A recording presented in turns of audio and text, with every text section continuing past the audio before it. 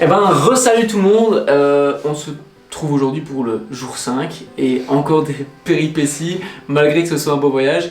Hier soir, du coup, le jour 4, on a téléphoné à ma copine et à mon père qui sont venus de Belgique jusqu'à chez nous pour de 1 aller chercher chez notre sponsor principal qui est Evo Bikes pour aller rechercher une roue d'un vélo qui était en démonstration. Donc mon papa et ma copine se sont tapé le trajet et franchement sans eux le voyage s'arrêtait. Fini, hein, oui, donc en plus ils ont fait 4 heures de route, boum ils repartent dans l'autre sens. Ils sont même pas restés une trentaine de minutes quoi. Donc franchement cette vidéo je leur dédie et clairement. Je vous adore. Elle est courte parce que il s'est pas passé grand chose sur cette journée parce que on a attendu toute la journée qu'ils arrivent en fait.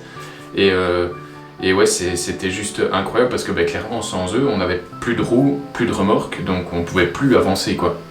Donc voilà le début de cette journée.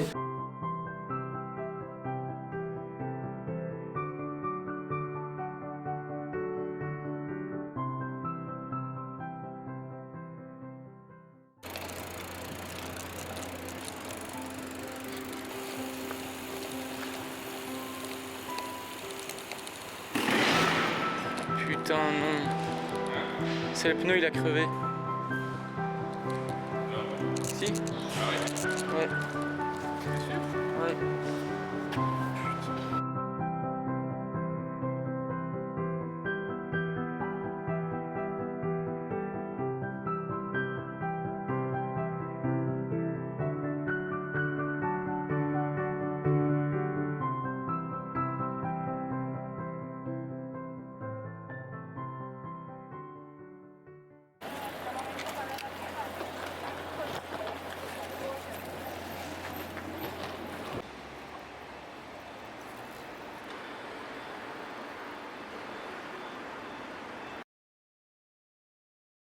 Cam et mon père arrivent du coup en train de réparer la remorque. En fait c'est un genre de grand garage de vélo dans lequel on peut laisser les vélos pour pouvoir partir autre part durant notre balade dans la journée. Du coup vu qu'on avait les 2 pneus en plus qui étaient pétés de la remorque, mon père a dû faire un détour dans un autre magasin pour pouvoir reprendre des pneus pour la remorque, du coup la grosse remorque, en plus du pneu de vélo qui était, la roue qui était pétée quoi.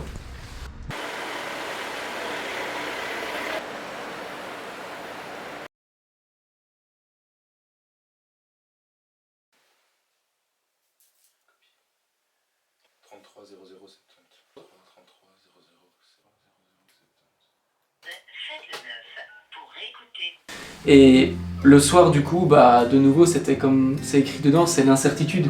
Parce qu'à ce moment-là, on savait pas ce qu'on devait faire, on avait perdu 2 jours, donc ça nous faisait 220 km plus ou moins. Et les 2 jours, en fait, ils semblaient pas importants quand on le disait aux personnes, mais en fait, nous, on avait une traversée de bateau à faire qui durait 1 semaine. Donc il y avait la traversée aller, rester sur l'île Svalbard 3-4 jours, et retraverser 1 semaine. Donc le timing était ultra serré, parce qu'après, on devait rentrer chacun. Et du coup, on avait ce timing à respecter. Et donc là, le fait d'avoir perdu 2 jours et demi de vélo, c'était précieux en fait. On savait pas quoi faire.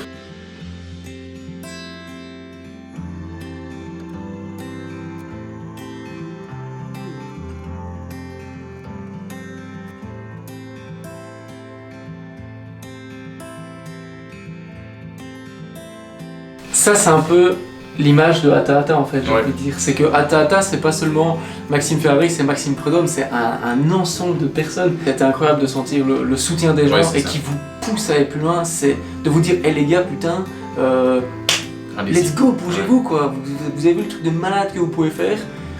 Et ouais franchement ça donne un coup de feu mais de dingue. Parce que du coup en fait on a appelé nos sponsors, enfin notre sponsor Lorenz, pour envisager si jamais il y avait un retour. Eux nous ont dit que c'était possible, ils pouvaient nous aider si on voulait rentrer du coup. Et après on s'est décidé à faire un live sur Facebook pour expliquer aux gens en fait ce qui se passait. Et du coup il y a eu je sais pas combien de personnes qui sont venues regarder le live. Et en fait les gens nous ont simplement poussé quoi. Les gens ont dit non vous pouvez pas abandonner, même si ça coûte cher, ouvrez un truc pour faire des dons.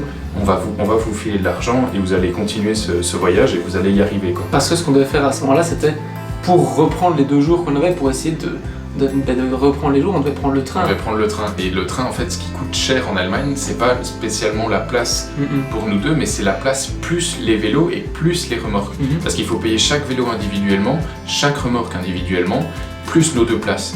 Et financièrement, c'était pas du Non, tout dans non, nos non, projets, non. quoi. Les réservations, il fallait les faire 24 heures à l'avance, au minimum. Et nous, on l'avait pas fait parce qu'on le savait pas. Du coup, on se pointe au guichet, la femme lui dit oui, non, il faut attendre 24 heures. Et du coup, on se dit attends, ça nous fait encore un 3e jour de perdu. Et finalement, elle réussit à trouver des places dans ces trains, mais les trains, ça a été une galère. Et on vous l'expliquera au jour 6, mais ça a été une galère. Je ne Donc, prendrai plus le train en Allemagne. Non, moi non plus.